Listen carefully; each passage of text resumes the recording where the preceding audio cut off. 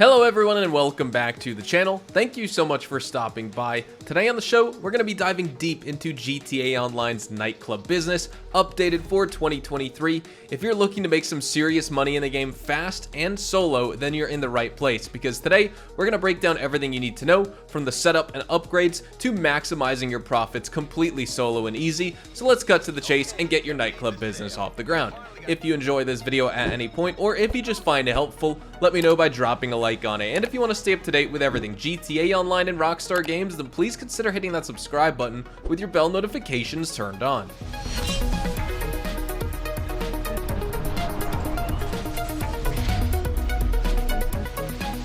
So, quick disclaimer for those of you watching, I am making this guide during an event week where the Nightclub is double money and the Nightclub safe income is triple money, but all the tips and tricks, the methods, the strategies, and basically everything within this guide that we're going to be implementing, it's all going to be accurate no matter if there's a bonus on this business or not. So let's get into the first part of this guide. Is the Nightclub a good business for those new players? Due to the recent updates, the passive income options have changed, making certain activities more profitable on an hourly basis than selling your Nightclub's warehouse stock. Now, the Nightclub business also offers the advantage of not requiring other businesses to be kept online, though doing so can boost its profitability, and there are some daily fees involved, which vary depending on whether you register as a CEO or motorcycle club president for other activities. Now, importantly here, the Nightclub warehouse sale values have also increased by 35% for the biker businesses here, making it even more profitable than before, and new players can benefit just from owning a Nightclub and completing source missions from Johan without needing to own any other businesses if they so choose. So in summary,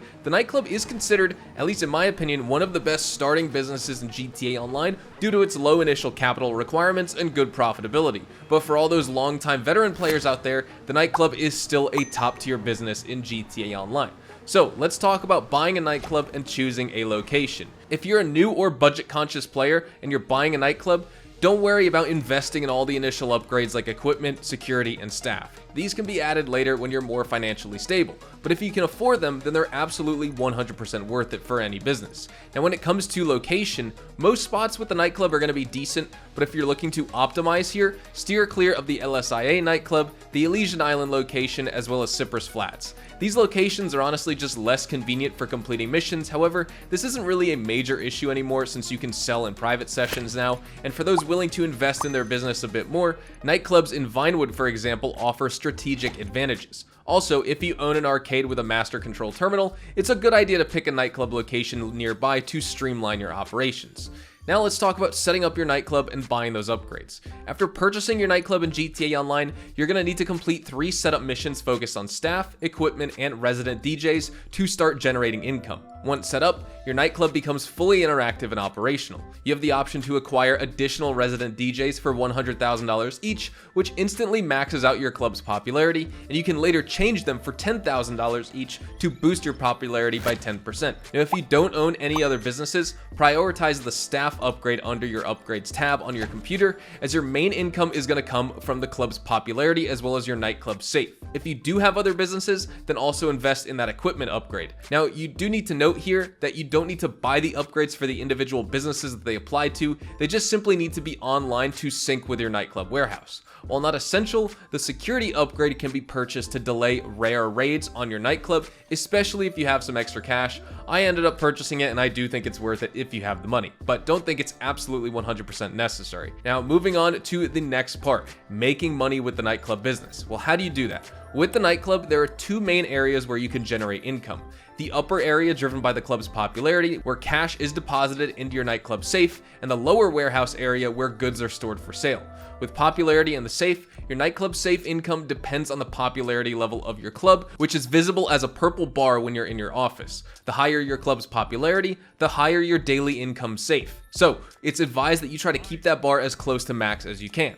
Now, you can increase your popularity through different requests, swapping DJs, or promotional missions, and these can vary in increasing your popularity boost by either 10% or sometimes 25% with those promotion missions, but to me, the best method is just bouncing troublemakers from your club, as it's super easy to do to get your popularity back up fast, and I usually just get one of those quick 1-minute jobs done while I return to my Nightclub when I'm collecting my safe money. Now, you can make $50,000 per 48 in-game minutes with the Nightclub safe at its absolute max, which is fantastic fantastic for completely passive money making. Just remember, you do need to collect at least 5 every in-game days because the safe caps out at $250,000 in capacity and won't deposit any more after that. And so for those of you watching, within a few days of me publishing this video, the safe income is actually paying out triple right now. So for this week, it's actually $150,000 for one in-game day or 48 minutes, but typically it's just $50,000. Now let's move on to that warehouse management on how you can actually make money with the Nightclub. You can accrue goods through the 3 methods, either through Johan sourcing missions, which don't require owning a business. You can use your Nightclub technicians, which is obviously what I recommend here because these people manage your goods for your other businesses. And then you can also get Nightclub goods through business battles, which are free mode events that spawn in the game. For the best profitability, assign your warehouse technicians to manage the top 5 good types, which are going to be cargo, sporting goods, South American imports, pharmaceutical research, and cash creation.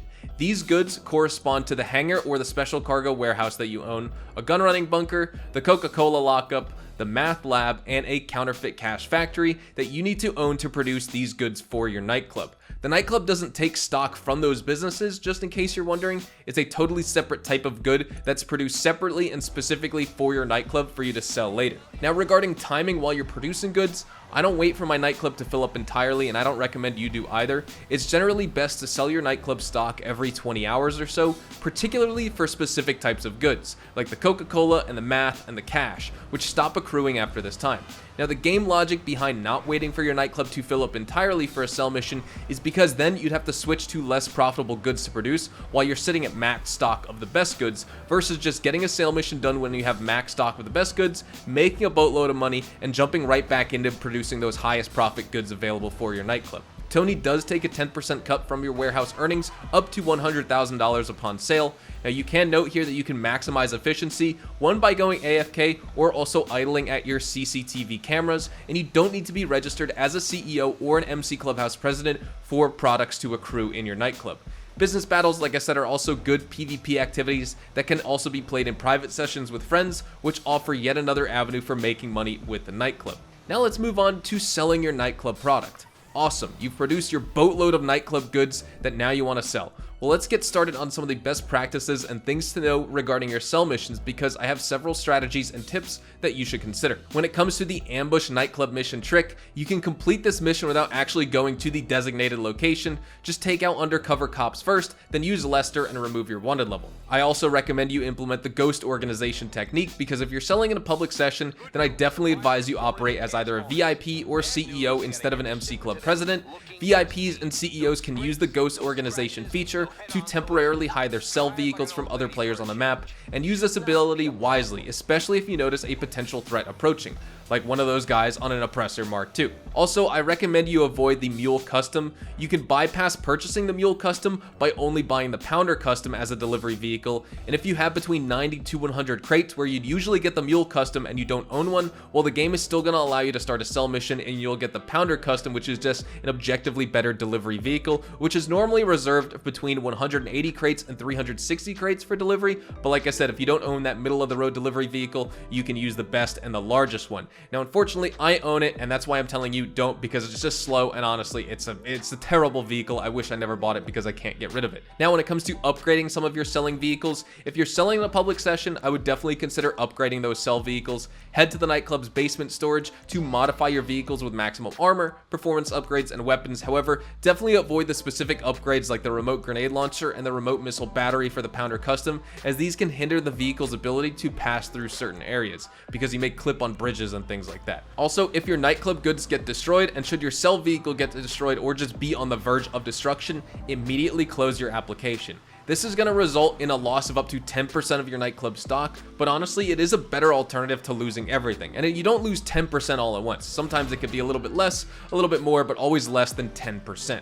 Now, you can also implement a Cargo Bob trick as well. The Cargo Bob lift tip, this mission can be particularly annoying in my opinion, especially if it's executed with a Pounder or a Mule Custom, but the trick here is to pull back on the control stick so you can maintain your altitude rather than pushing forward, in which you're going to lose altitude. Now, by following all these tips tips and strategies, you're going to be easily able to optimize the profitability and security of your Nightclub selling missions. Now I want to talk about one more thing here, the high demand bonus during your sale missions. This was updated in the Criminal Enterprises DLC, and it offers an enticing reason for GTA Online players to sell their Nightclub products in public sessions. For every player in the session who isn't a part of your organization or motorcycle club, you receive an additional 2.5% bonus on your sell mission, maxing out at 50% with 20 players. This mechanism was implemented to encourage selling in public lobbies, and as doing so, that can substantially increase your profits, potentially earning you 1.5 times your original sale value. This offers a compelling trade-off here, because while public sessions come with the risk of other players interfering and interrupting your activities, the high demand bonus can make the potential rewards much higher and greater, and honestly really worth it. I still sell in private sessions most of the time, however, it is fun to occasionally jump into a peaceful public session every now and again and attempt the public lobby sale. I just wouldn't recommend this for new players though. Just play it safe, stick to those private lobby sales so you don't waste your time. Now the last thing I want to talk about here are the Nightclub raids, because I figure I'd save the most depressing news for last. So let's talk about it. Raids are extremely rare, but they can still occur. There are two types of raids: popularity raids and warehouse raids. Popularity raids are very uncommon and relatively easy to deal with. Failing one of these will only result in a reduction of your Nightclub's popularity level, which is easy to recover from, but the warehouse raids are more critical. These occur if you've held more than 20% warehouse stock for over 4 hours or 40% for over 8 hours if you purchased the security upgrade. Now, if you fail a warehouse raid, you'll lose all your warehouse stock. It is advisable to use an armored vehicle like the Kuruma, for example, or an Insurgent Pickup Custom or a Night Shark to ensure your safety during these missions. You can also avoid raids by engaging in promotional or selling activities, or simply just by not registering as a CEO, VIP, or MC president when you're not at your businesses doing tasks for those businesses. So that's a tip that applies to every business that can get raided in GTA Online.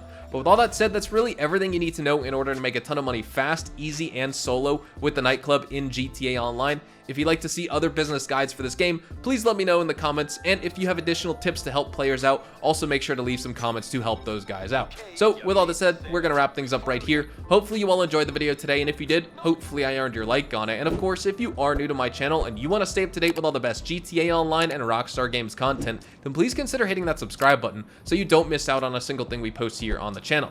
We consistently talk about updates, news, information, tips, tricks, and even leaks, and we'll keep you guys updated here on the channel daily, so make sure you hit that subscribe button. If you want to follow me over on Twitch, Twitter, and Instagram, those are the best places to get connected with me outside of YouTube, and you're more than welcome to ask me any questions on those platforms. You can follow me at HazardousHDTV, and all of my social media links can be found in the description down below. With all that being said, thank you all so much for watching, everyone. I hope you all have a fantastic rest of your day, and I will see you guys in the next GTA Online video. Adios, amigos.